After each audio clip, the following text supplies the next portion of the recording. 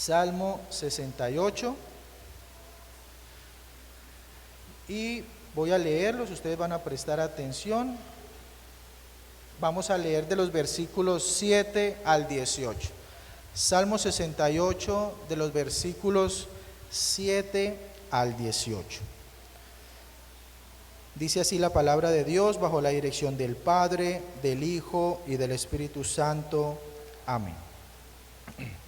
Oh Dios, cuando tú saliste delante de tu pueblo, cuando anduviste por el desierto, la tierra tembló. También destilaron los cielos ante la presencia de Dios.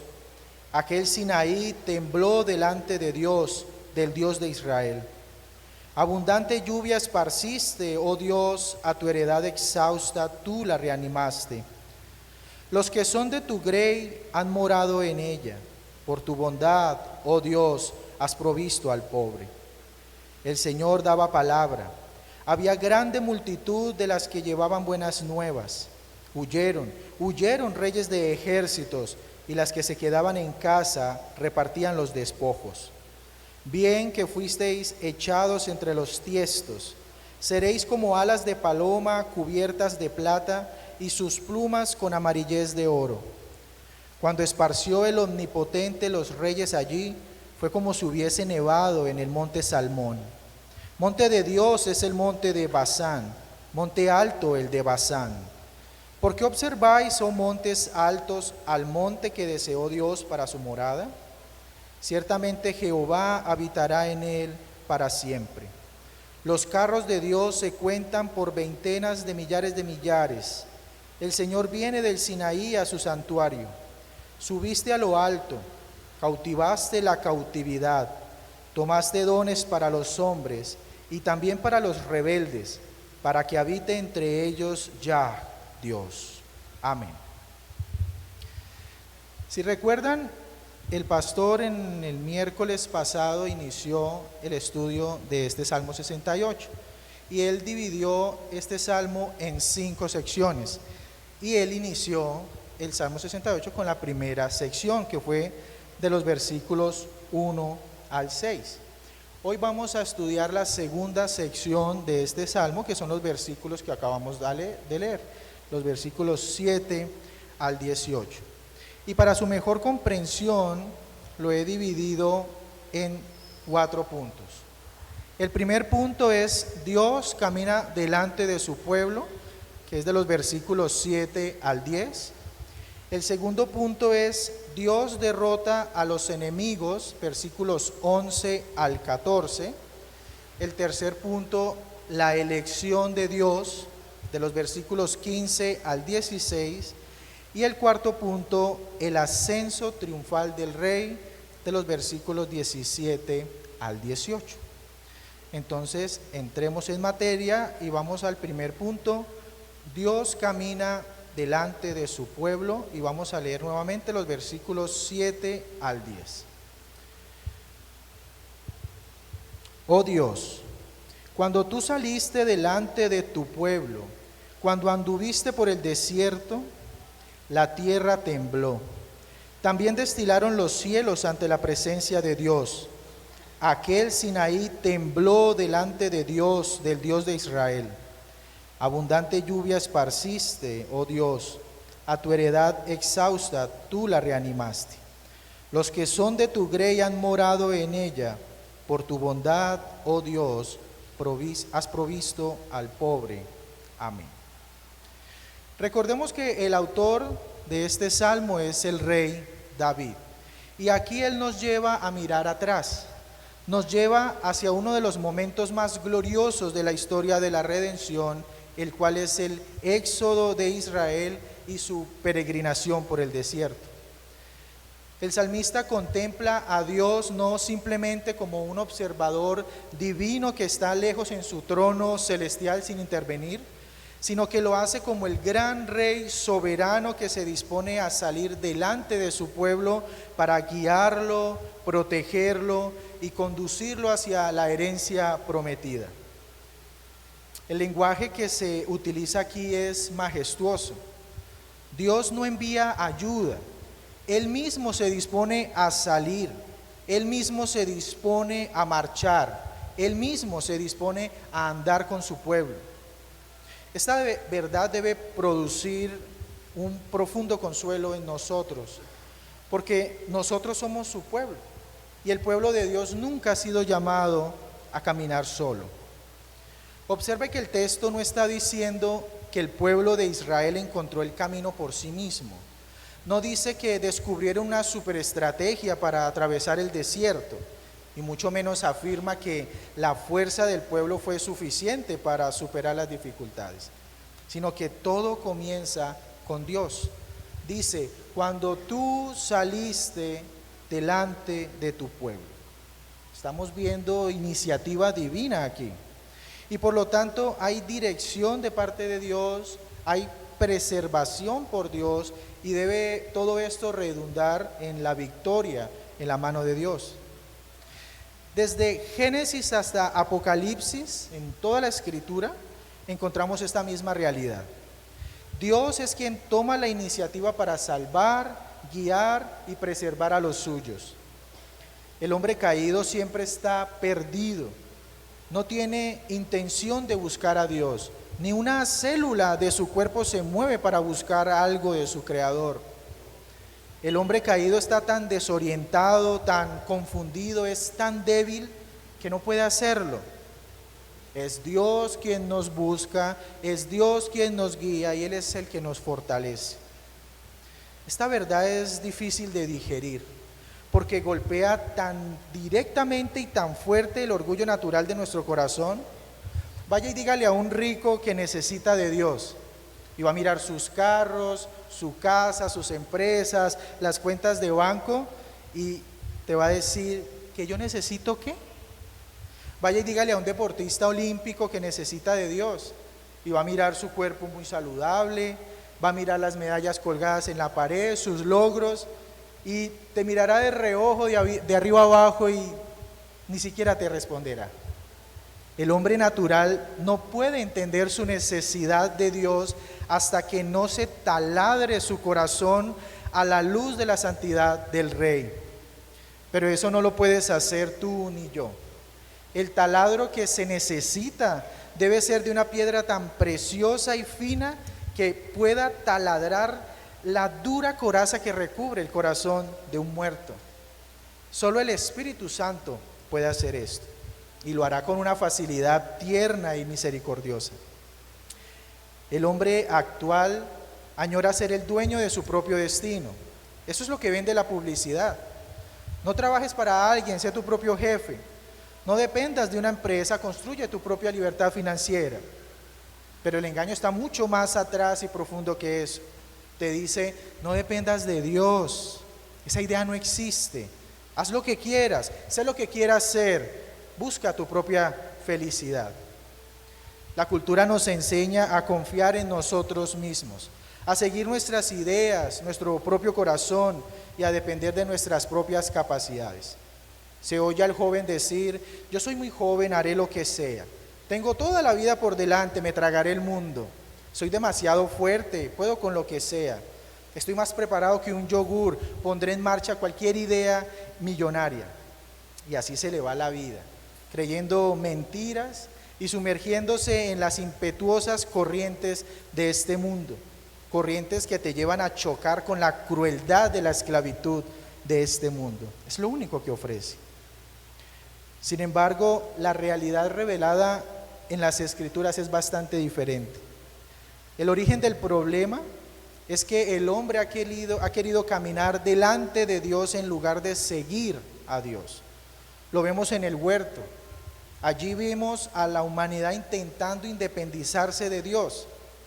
Él le dijo a la primera pareja lo que era bueno y malo, pero ellos quisieron decidirlo más bien por sí mismos. Hicieron a Dios un mentiroso y tomaron la decisión equivocada siendo engañados por la serpiente. ¿Cuántos de nosotros hacemos lo mismo? ¿Cuántos hombres han destruido su hogar por no caminar siguiendo a Dios? ¿Cuántas mujeres han sufrido profundas heridas espirituales porque prefirieron seguir sus emociones antes que a Dios? ¿Cuántos jóvenes han desperdiciado sus vidas, su vigor, sus fuerzas, porque decidieron seguir la voz de este mundo y no la voz de Dios? El pecado causa estragos en nuestras vidas. El pecado consiste en abandonar el camino que el Señor ha construido, porque nos creemos muy sabios como para construir uno propio. El profeta Isaías lo expresó con claridad. Miren Isaías 53:6. Isaías 53, versículo 6, dice lo siguiente: todos nosotros nos descarriamos como ovejas, cada cual se apartó por su camino, mas Jehová cargó en él el pecado de todos nosotros. El pecado se trata de eso, de dirigir nuestras vidas sin tener en cuenta el camino que Dios ha trazado. Luego dice el versículo en nuestro texto: cuando anduviste por el desierto. El desierto es una imagen precisa y poderosa que refleja la vida humana en un mundo caído. Es un lugar que refleja incertidumbre, peligro, escasez y muerte. Humanamente hablando, Israel no tenía probabilidades de sobrevivir allí. Los recursos eran insuficientes, no tenían la capacidad de sostener a una multitud tan grande. Sin embargo, allí el Señor se manifestó su gloria. El Señor condujo a su pueblo por un lugar donde era evidente que la salvación debía venir únicamente de Él. Y es lo mismo en el camino de la vida cristiana, en nuestro camino. No pienses que estarás caminando siempre por senderos de comodidad y abundancia. Eso no sirve para salvar. Es necesario el dolor, el sufrimiento, la escasez, la enfermedad, los conflictos, para que comencemos a mirar hacia el cielo, desviando un poco la mirada de esta tierra. Y debemos reconocer que eso no nos gusta. No queremos pasar por dificultades, ni sufrimientos, ni dolores.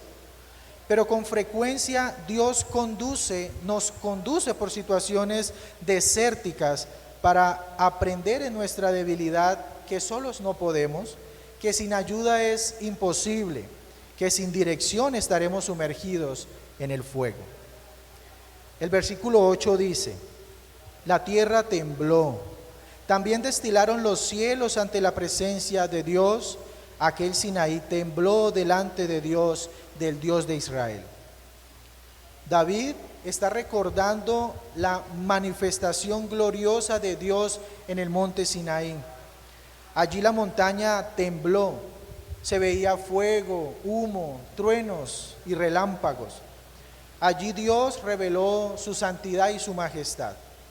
Mis hermanos, el Dios que guiaba a Israel no era un ídolo impotente, no era un muñeco de yeso allí sin vida. Era el Dios soberano y supremo del universo, delante de cuya presencia debe temblar toda la tierra y también toda rodilla. Y es necesario mirar algo aquí. El mismo Dios que consuela a los creyentes es el mismo que aterroriza al pecador que no se arrepiente. La presencia de Dios es un refugio para sus hijos, pero es juicio para quienes persisten en caminar en rebelión.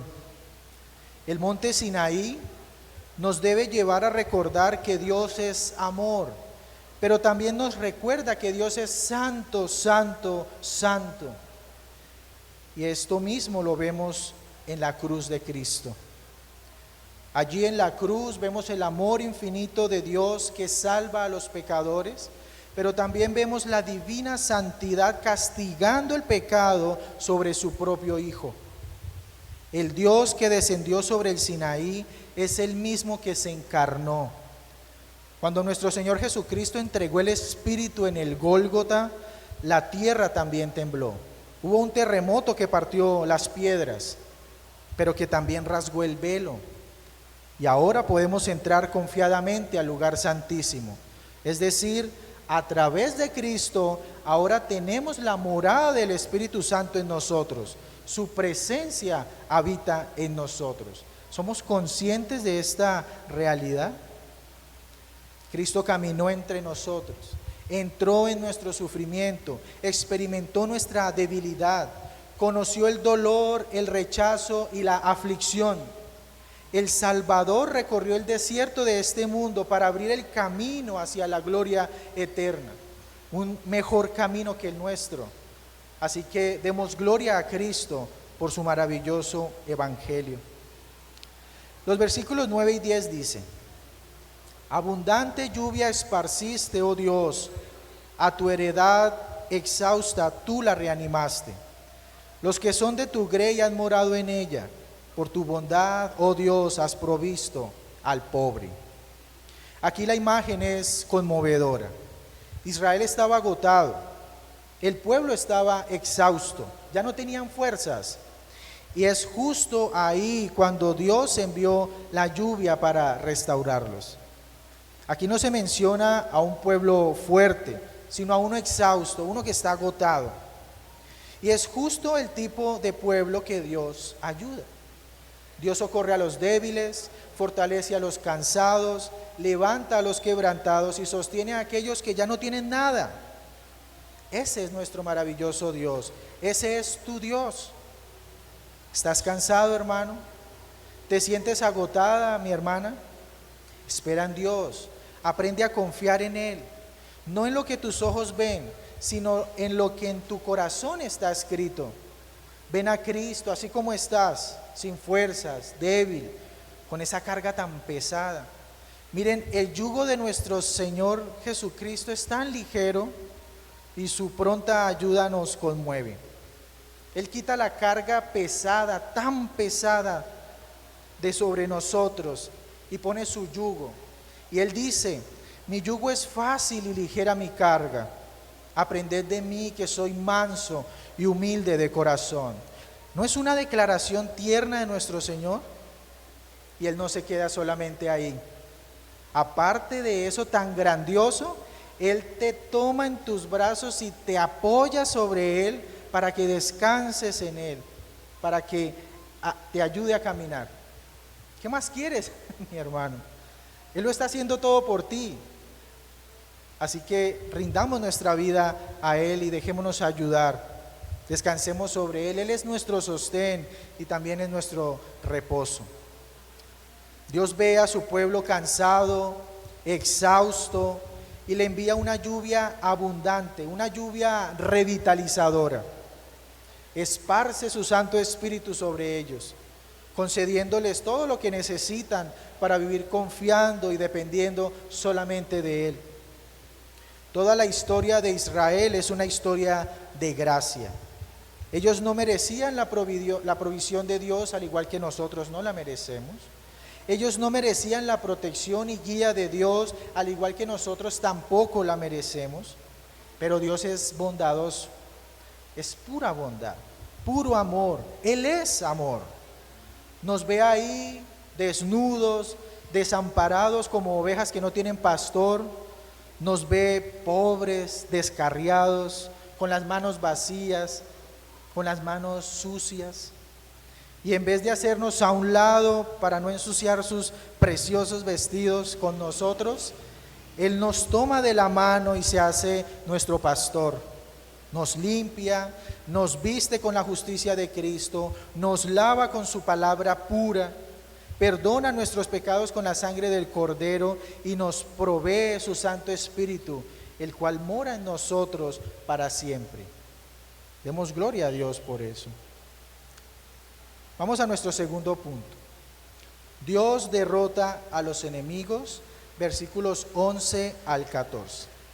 Dice así: el Señor daba palabra, había grande multitud de las que llevaban buenas nuevas. Huyeron reyes de ejércitos, y las que se quedaban en casa repartían los despojos.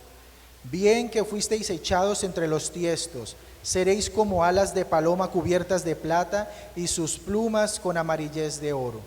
Cuando esparció el Omnipotente los reyes allí, fue como si hubiese nevado en el monte Salmón. Amén. En esta porción del Salmo, David cambia la escena. Ya contempló a Dios caminando delante de su pueblo en el desierto y ahora lo vemos peleando por ellos y derrotando a todos sus enemigos. La imagen es la de un rey guerrero que sale a la batalla y que regresa victorioso. Aunque el hombre siempre ha querido atribuirse las victorias de la vida, en el fondo él sabe que no lo hizo solo y un día lo entenderá a plenitud, que era Dios quien estaba detrás de la gloria de esa victoria. Observe cómo comienza este versículo. El Señor daba palabra. Esto es teología. Aquí hay un principio bíblico. Dios obra por medio de su bendita palabra. En el principio Dios habló y el universo vino a la existencia. Cuando Dios habló en Ezequiel, los huesos secos recibieron vida. Cuando Cristo habló, los muertos resucitaron. Lázaro, ven fuera. Y Lázaro salió.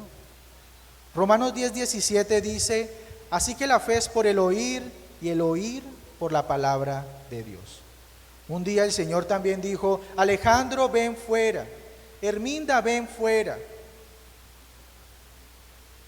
Fue por la palabra de Dios y su llamado poderoso que nos dio vida cuando estábamos muertos en nuestros delitos y pecados. No fue que un día me desperté con ganas de volverme cristiano y comenzar a ir a una iglesia.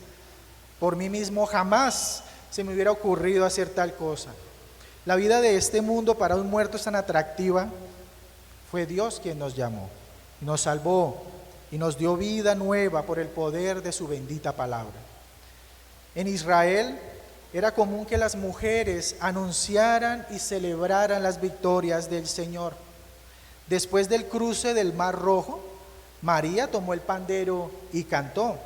Ella dijo en Éxodo 15:21, dijo, cantad a Jehová porque en extremo se ha engrandecido, ha echado en el mar al caballo y al jinete. También después de la derrota del gigante Goliat, las mujeres salieron cantando. Eso lo vemos en 1 Samuel 18:6.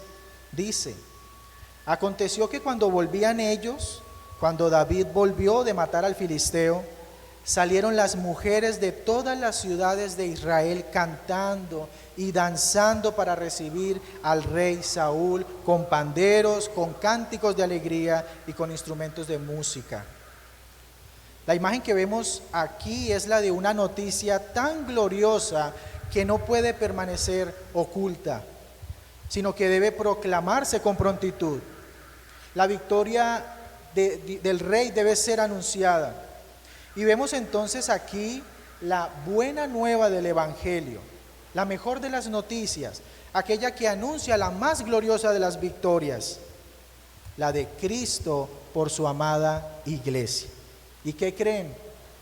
También fueron mujeres las primeras en anunciar la noticia gloriosa de que Cristo había vencido la muerte. Eso lo vemos en Mateo 28, versículo 8. Entonces ellas, saliendo del sepulcro con temor y gran gozo, fueron corriendo a dar las nuevas a sus discípulos. ¿No les parece esto interesante?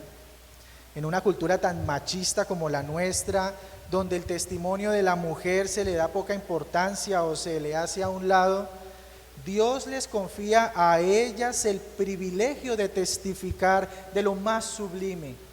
Cristo ha vencido la muerte, Cristo ha resucitado, toda su palabra es verdad, Él es victorioso. Y la novia de Cristo, su amada iglesia, existe para anunciar precisamente esa misma noticia. El llamado no es simplemente a reunirnos, a congregarnos como familia de la fe, sino que somos llamados a proclamar la victoria del Rey de Reyes y Señor de Señores en todo el mundo.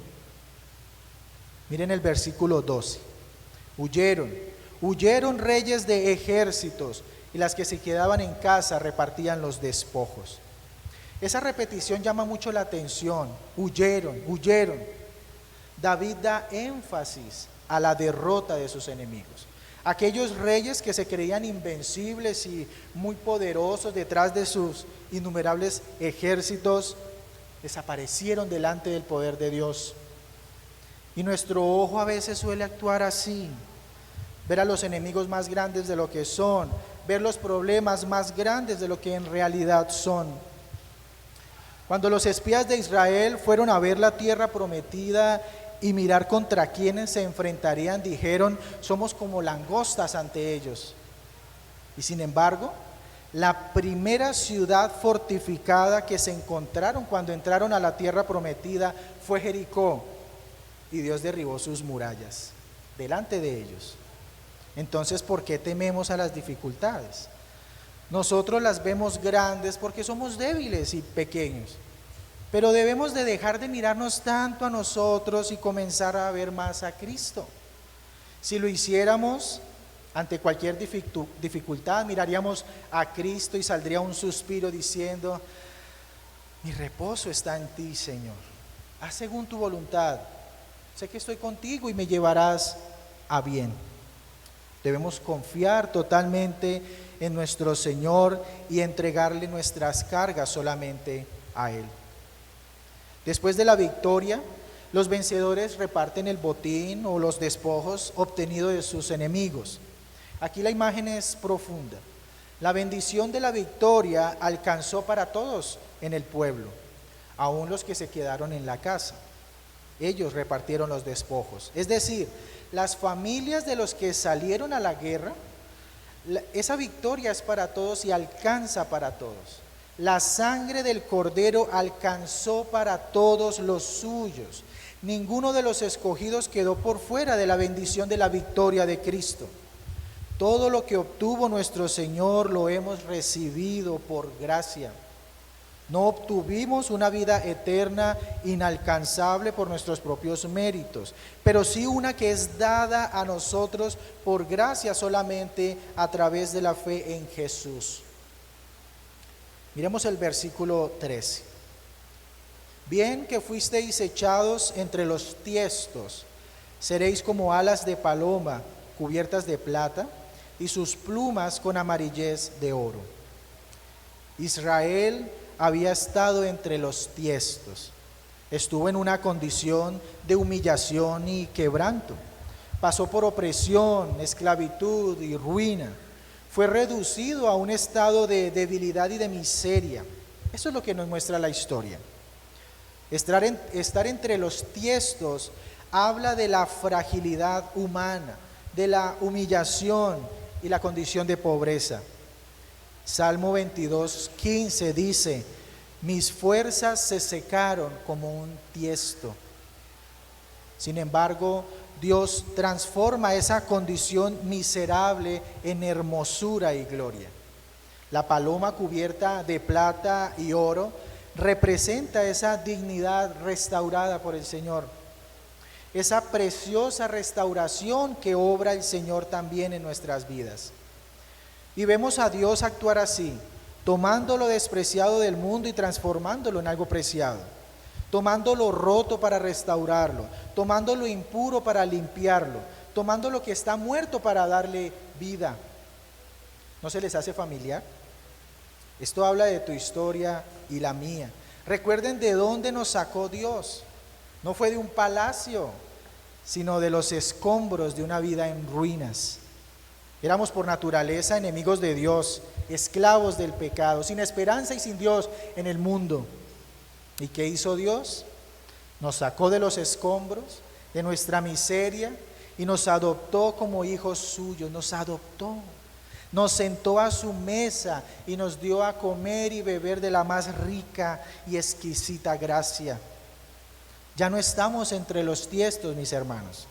Ahora se nos adorna con un vestido más precioso que la plata y el oro, uno que brilla y emana santidad, el vestido de la justicia perfecta de Cristo. Hemos sido justificados por la fe en Cristo. Cuando vayamos a ser juzgados, verán que estamos vestidos con esa justicia y por lo tanto ya no seremos condenados, porque ninguna condenación hay para los que están en Cristo Jesús. El versículo 14 dice: cuando esparció el Omnipotente los reyes allí, fue como si hubiese nevado en el monte Salmón.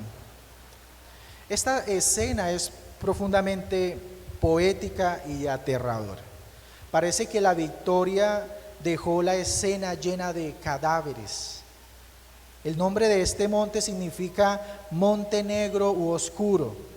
Existen muchas interpretaciones al respecto, pero parece indicar que la nieve se refiere a la comparación de los cadáveres en número con la cantidad de copos de nieve, es decir, un valle lleno de cadáveres como si estuviera lleno de nieve. Sin embargo, el punto es que no quedó nada pendiente, ni nada quedó oculto. La victoria es visible para todos. Se puede ver porque está sobre un monte.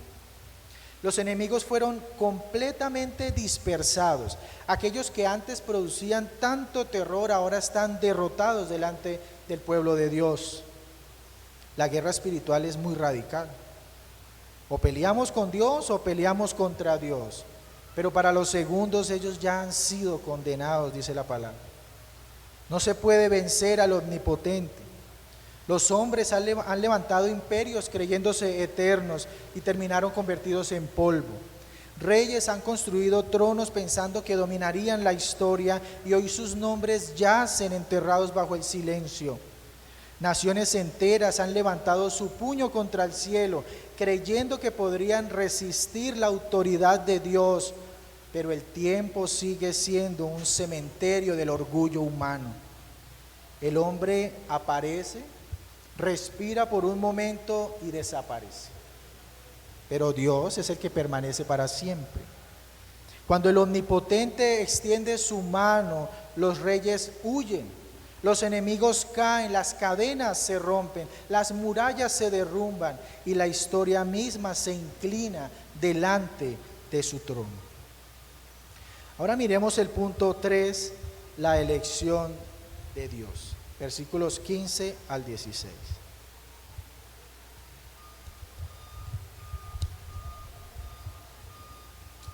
Monte de Dios es el monte de Basán, monte alto el de Basán. ¿Por qué observáis, oh montes altos, al monte que deseó Dios para su morada? Ciertamente Jehová habitará en él para siempre. Aquí David presenta un contraste entre el monte de Basán y el monte de Sión.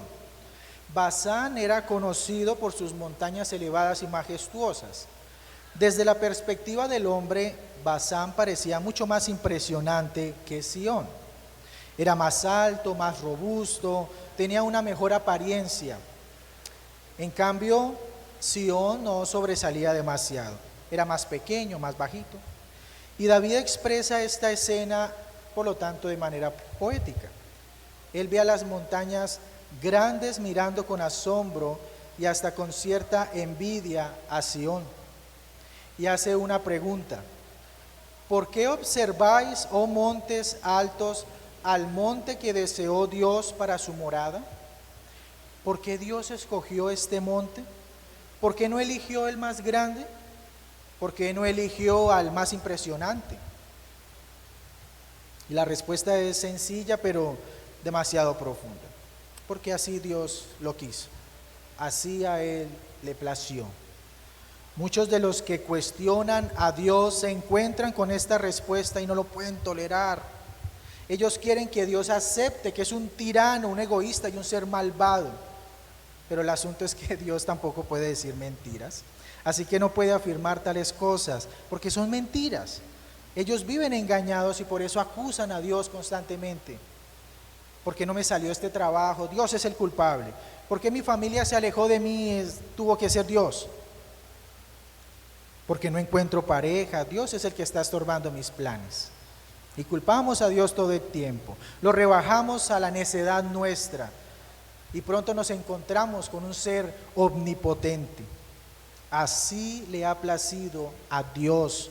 No es en mi tiempo, sino en el suyo. No es de acuerdo a mi deseo, sino a su voluntad. No es por culpa de Dios, sino es por causa de mi pecado. Debemos aceptar la verdad incuestionable de que no depende del que quiere ni del que corre, sino de Dios que tiene misericordia. Y a veces, como reformados, aceptamos la verdad de la elección de Dios, decimos eso es muy maravilloso, Pero también nos incomodamos por otras elecciones y de eso casi no hablamos. Sí, soy elegido de Dios, pero elige también riquezas para mí. ¿Para qué quieres riquezas? Si no puedes ser fiel en lo poco, mucho menos cuando tengas riquezas. ¿Para qué las quieres? ¿Acaso deseas la dificultad que trae el brillo engañoso del oro en tu vida? Sí, soy elegido, pero elige también para mí posesiones. ¿Para qué quieres posesiones? ¿No te basta la gracia de Dios? ¿Deseas más ver tu nombre en las escrituras de terrenos y de casas que en el libro de la vida? ¿No has aprendido a estar contento sea cual sea tu situación? Mira, sí, qué bueno que soy elegido, pero elige también para mí posición y promoción. ¿Para qué quieres posición? ¿No dijo el Señor que el que quiera ser grande entre vosotros sea vuestro servidor? Él nos dice en su palabra, humíllense delante de Dios y Él los exaltará, en Santiago 4:10. ¿Qué tipo de promoción es la que estás buscando? ¿La de este mundo? Donde hallarás siempre a alguien por encima de ti, donde la competencia lleva a la ruina, donde gastas toda tu vida esforzándote por un lugar y terminas en el mismo ataúd que todos los demás. Busca más bien ser exaltado por el Señor. Lo único que tienes que hacer es humillarte, rendirte a sus pies y servir a los demás. ¿Qué mejor manera de recibir promoción? ¿Qué mejor posición que la de un hijo a la mesa de Dios? Ciertamente Jehová habitará en él para siempre. La presencia de Dios en Sión apuntaba hacia algo en el futuro, porque llegará el día cuando Dios habitará eternamente con su pueblo. Apocalipsis 21:3 dice lo siguiente: y oí una gran voz del cielo que decía, he aquí el tabernáculo de Dios con los hombres, y Él morará con ellos, y ellos serán su pueblo, y Dios mismo estará con ellos como su Dios. Amén. Ese será el cumplimiento final. No habrá más separación, ni pecado, ni lágrimas, ni lucha, ni más muerte. La elección soberana de Dios terminará en la comunión eterna. El Dios que escogió a Sión, el Dios que escogió salvar pecadores en Cristo, finalmente reunirá a todos sus redimidos delante de su presencia gloriosa. Y toda la iglesia exclamará a una sola voz, no a nosotros, oh Jehová, no a nosotros, sino a tu nombre da gloria por tu misericordia, por tu verdad. ¿No es esta una maravillosa noticia? ¿No es esto el deseo de nuestro corazón? Fijemos, por lo tanto, nuestra mirada en la eternidad que nos espera. Esa vida eterna, morando en comunión plena con Cristo por siempre y para siempre y siempre. Vamos a nuestro último punto.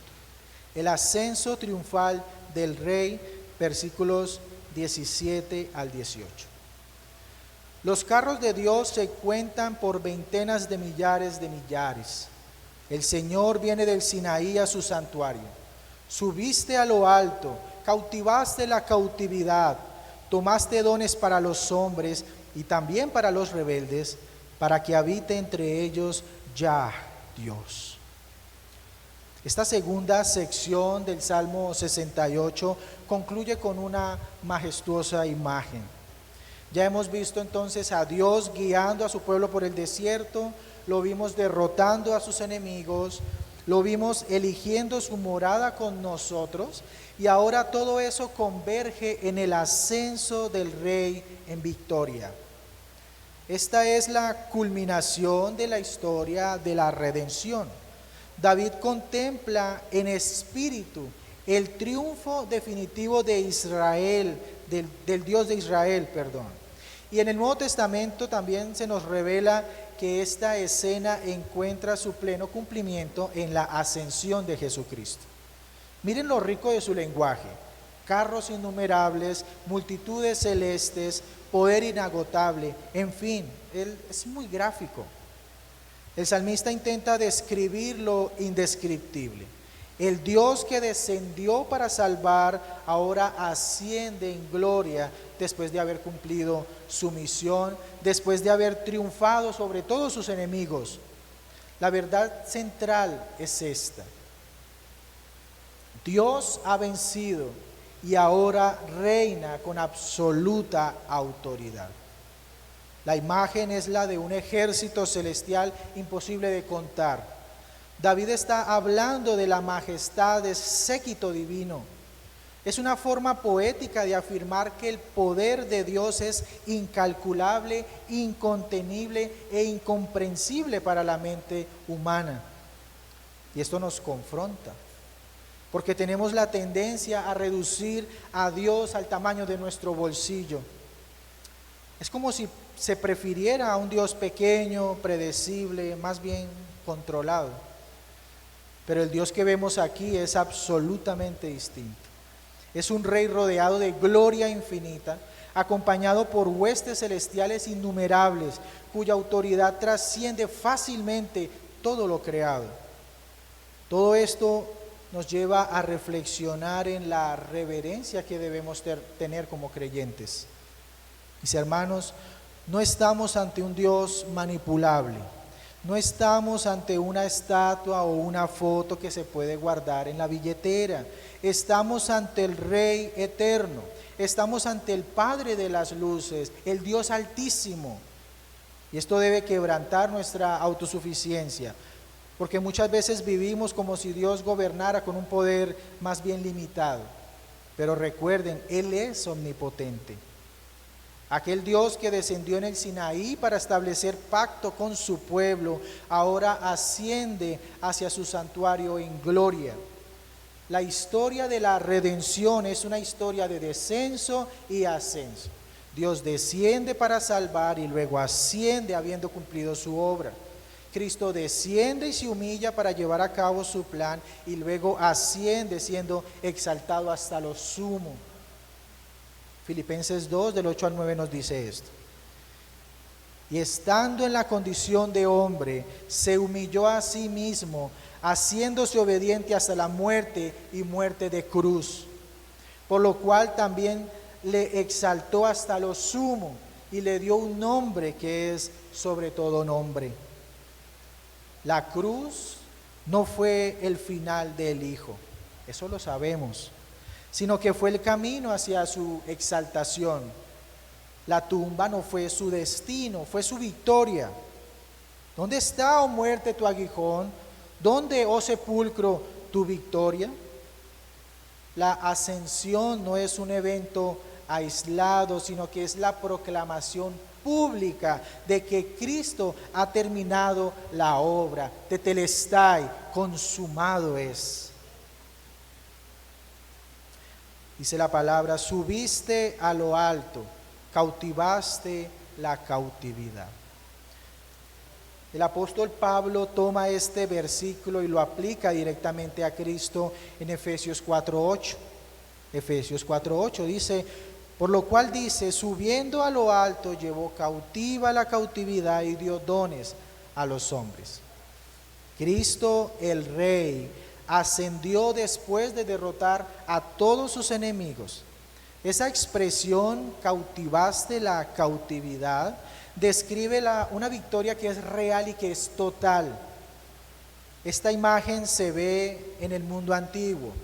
Un rey victorioso regresa al pueblo llevando cautivos detrás de sí como señal del triunfo que obtuvo. Y es así como Pablo entiende la obra de Cristo también. Él no solo perdonó el pecado, sino que derrotó el poder del pecado. No solo liberó al hombre, sino que lo liberó de la esclavitud del pecado. Y fue aún más allá. No solo liberó cautivos, sino que los convirtió en parte de su pueblo. La liberación tiene que ver con pertenencia. Ahora le pertenecemos al Señor, somos su pueblo. Por lo tanto, debemos seguirle y amarle. Y le estaremos eternamente agradecidos por todo lo que hizo y lo que continúa haciendo en nosotros. Sigue diciendo nuestro texto, tomaste dones para los hombres. El Rey victorioso no solo regresa con gloria, sino que distribuye los frutos de su victoria con todo el pueblo. Mis hermanos, Cristo no retiene su victoria para sí mismo. Él la comparte con todos los suyos. Los dones espirituales, la gracia salvadora, la vida nueva, todo proviene del Rey exaltado. ¿Y qué aprendemos de esto? Que dependemos solamente de Dios. El hombre no puede producir su salvación, debe recibirla. Él no se regenera, debe ser regenerado. Él no se justifica, debe ser justificado. Él no se salva, debe ser salvado. Dependemos de Dios absolutamente. Entonces, ¿cabe el orgullo? No hay espacio para el orgullo. No hay lugar para la jactancia. Todo lo hemos recibido de Dios. Nada de eso hemos producido por nuestra propia cuenta. Así que en vez de orgullo, debemos estar más bien agradecidos. Debemos inundar todas nuestras oraciones cada vez que lo hacemos con acciones de gracias. Nuestro texto termina diciendo, para que habite entre ellos Yah Dios. Este es el corazón del plan redentor. Este debe ser nuestro deseo, que Dios habite entre su pueblo. Toda esta sección del Salmo se movía hacia este lugar.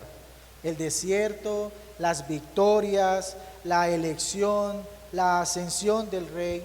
Todo esto para concluir con Dios habitando con todos los suyos.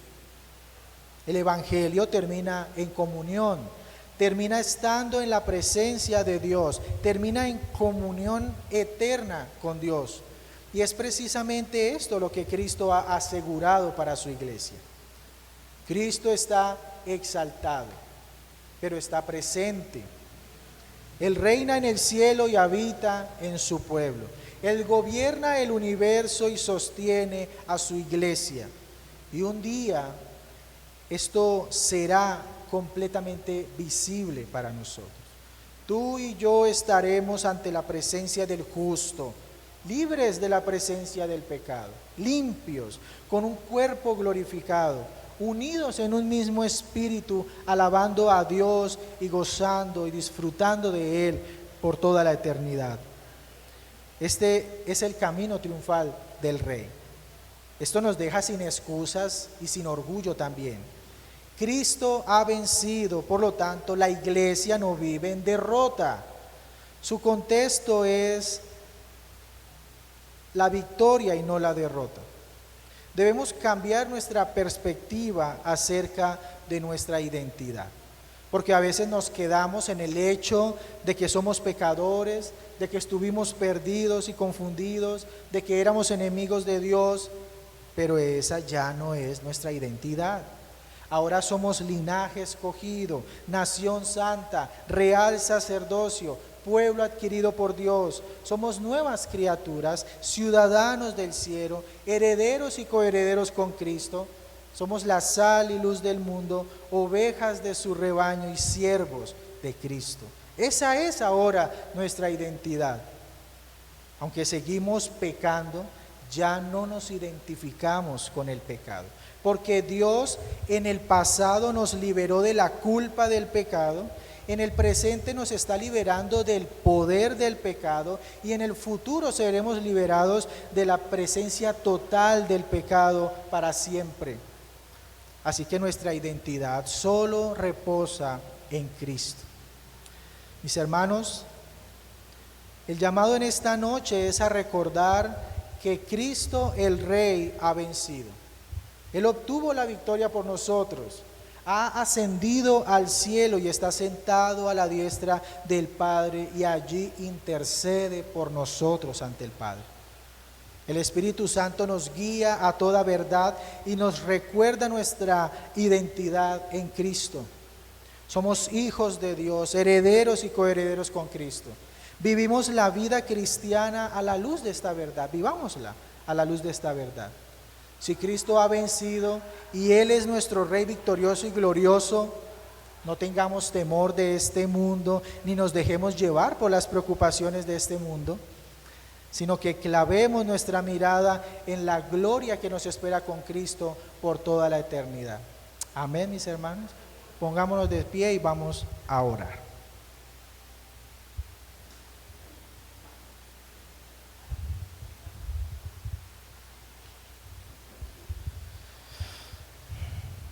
Amado Dios, delante de tu presencia estamos, mi Señor, un puñado de tus hijos, un puñado de tu iglesia, Padre Santo.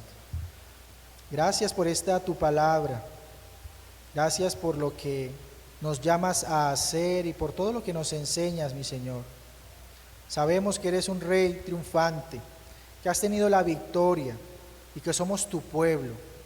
Y por lo tanto recibimos los beneficios de esa victoria. Y cuán agradecidos estamos, mi Señor, porque en el fondo no somos dignos de recibir estos beneficios, Padre Santo. Pero así te ha placido concedernos el reino. Te damos gracias, Señor, porque has hecho esto con nosotros, porque nos has mirado entre los tiestos, Padre Santo, y has tenido misericordia de nosotros, inmerecedores de toda esa misericordia. Ayúdanos, Padre Santo, a vivir a la luz de esta verdad, a la luz de esta victoria tuya. Y llévanos, Señor, y permítenos a hacer tu voluntad día tras día, a depender solamente de ti, a confiar solamente en ti.